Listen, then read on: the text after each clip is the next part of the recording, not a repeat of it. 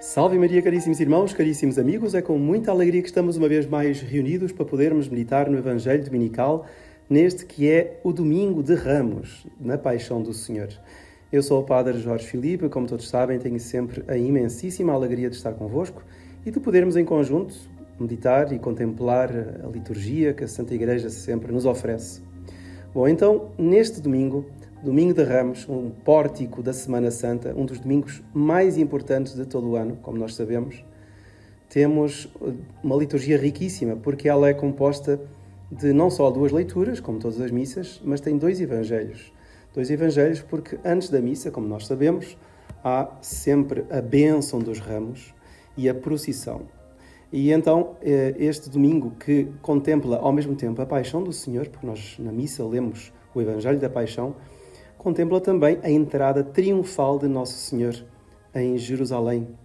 E por isso este domingo é conhecido como a Páscoa Florida. A Páscoa Florida por causa das flores, ou seja, dos ramos de palmas, com os quais Jesus, Nosso Senhor, foi ovacionado, foi glorificado. E depois temos a verdadeira Páscoa, digamos assim, que é a Páscoa frutífera. Uma é florida, Nosso Senhor foi glorificado pelas multidões, pela cidade santa de Jerusalém, e a outra é a Páscoa frutífera, porque é a Páscoa através da qual ele comprou, digamos, todo o seu oferecimento deu fruto, que foi a sua ressurreição e a nossa salvação. De maneira que neste dia a Igreja recorda esta entrada triunfal de Nosso Senhor em Jerusalém para consumar o seu mistério pascal, não é?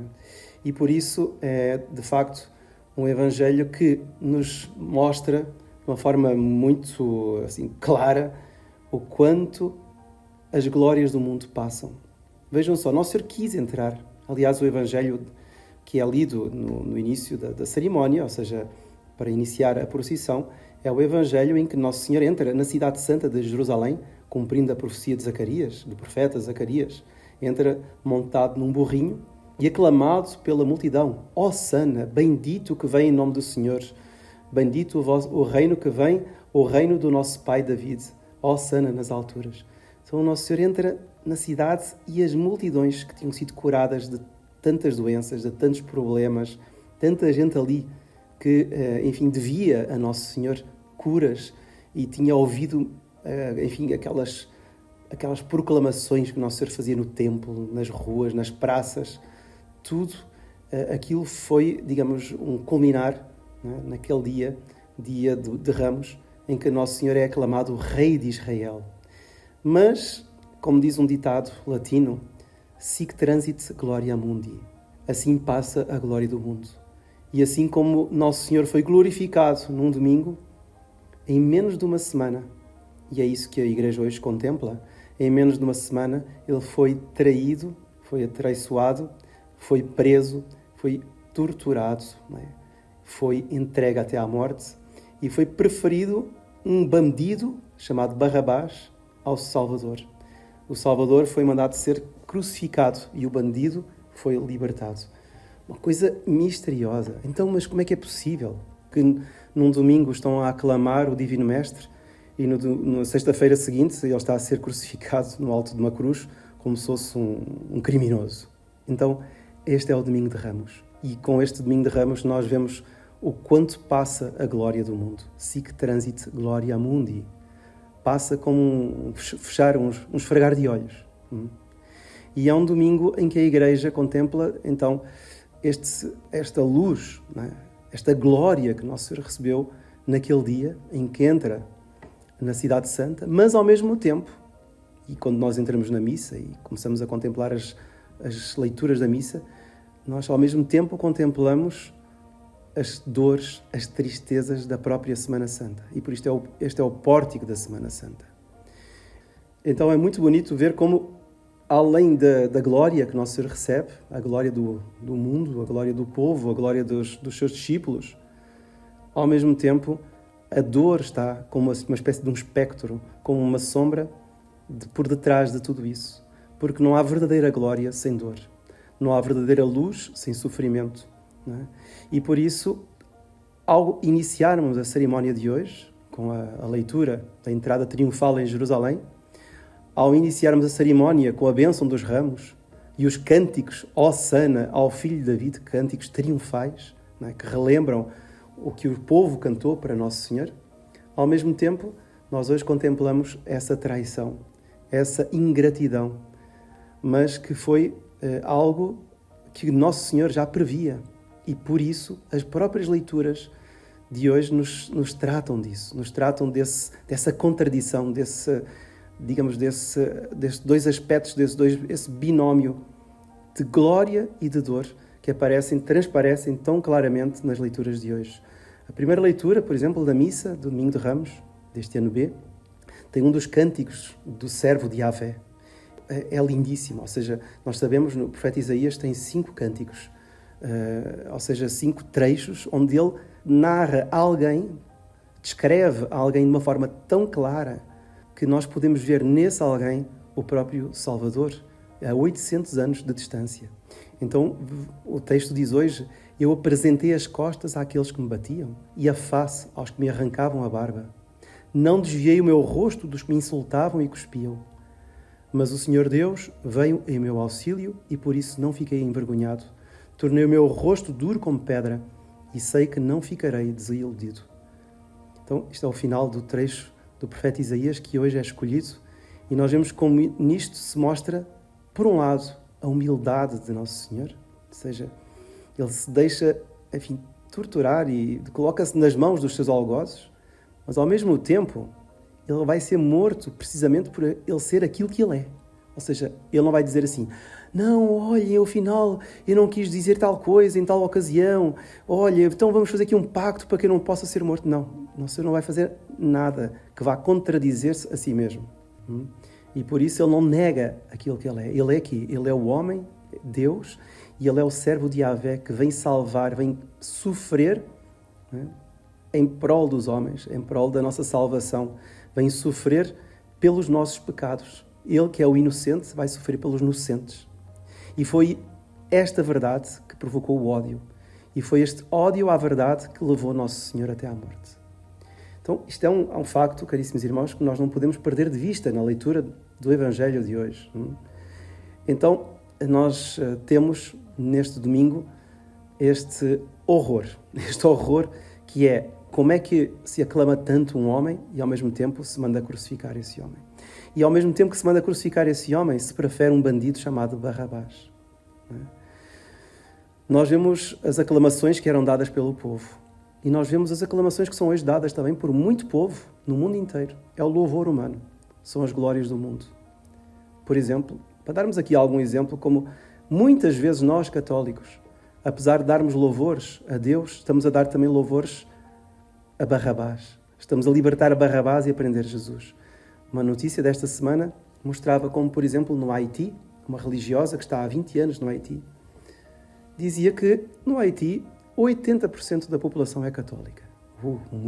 Muita gente.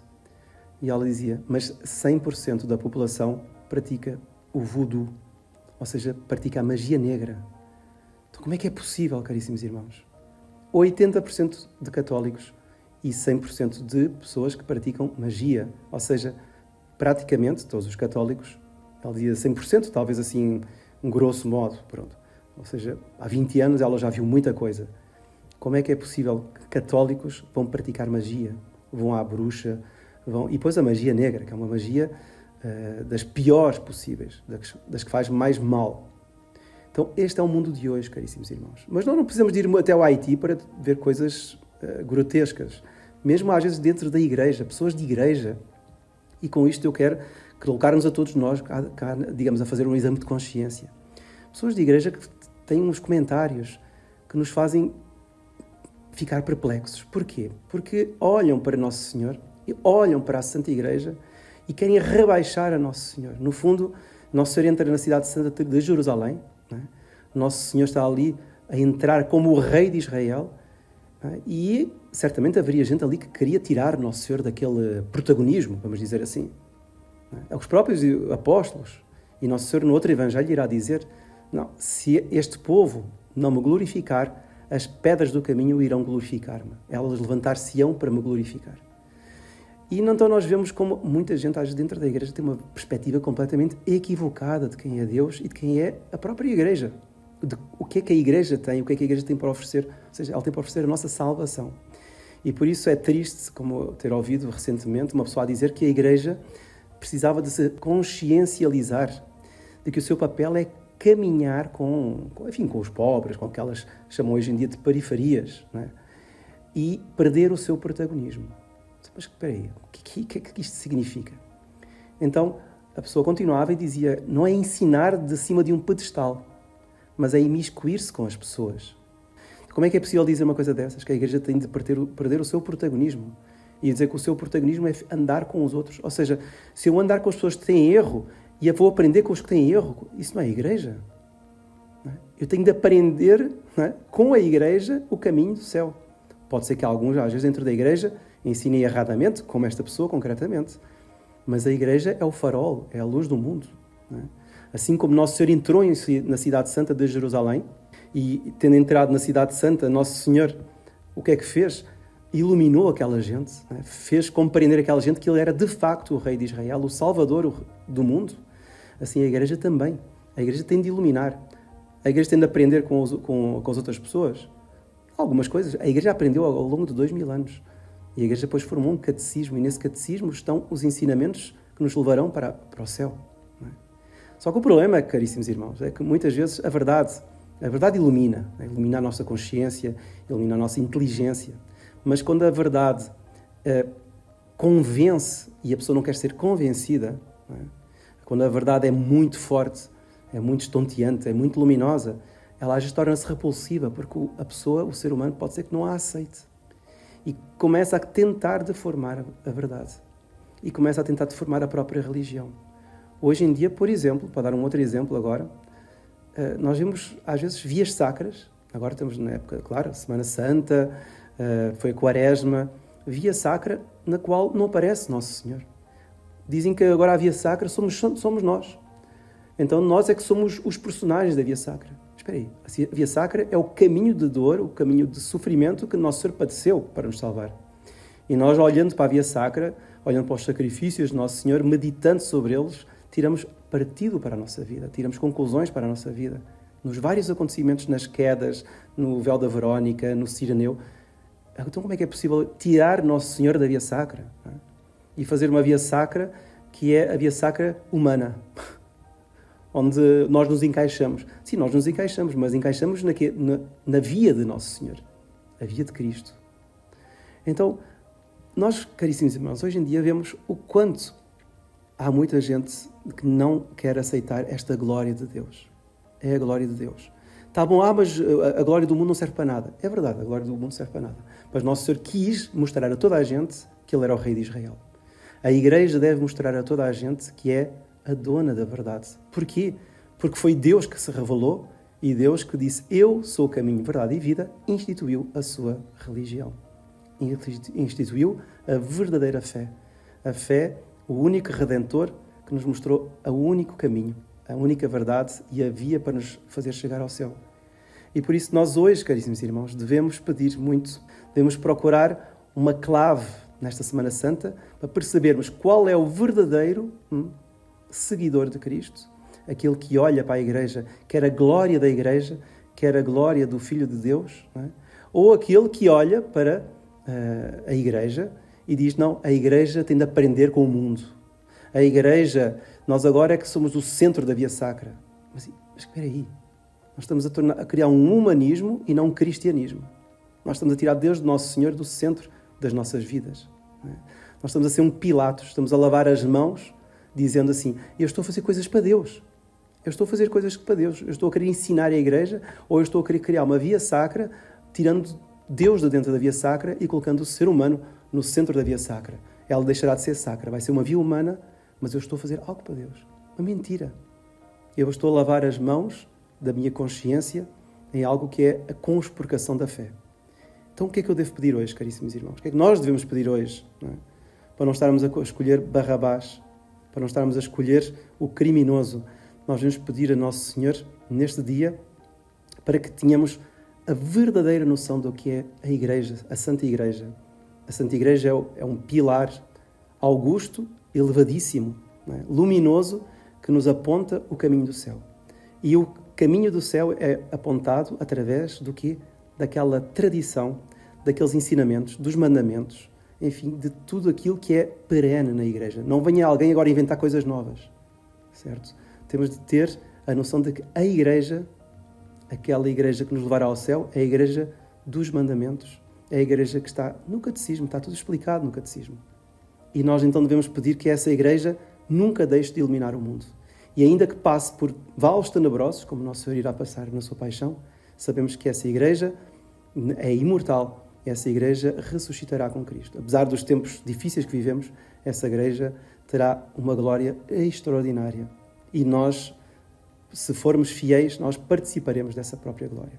Vamos pedir então que não sejamos desses que criticam a Igreja, que tentam criar uma nova Igreja, mas sejamos daqueles que são fiéis à doutrina de sempre, fiéis aos mandamentos, fiéis à luz que ela, Igreja, nos coloca diante do horizonte e nos faz trilhar o caminho do céu.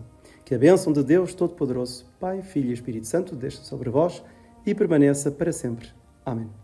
Louvado seja Nosso Senhor Jesus Cristo.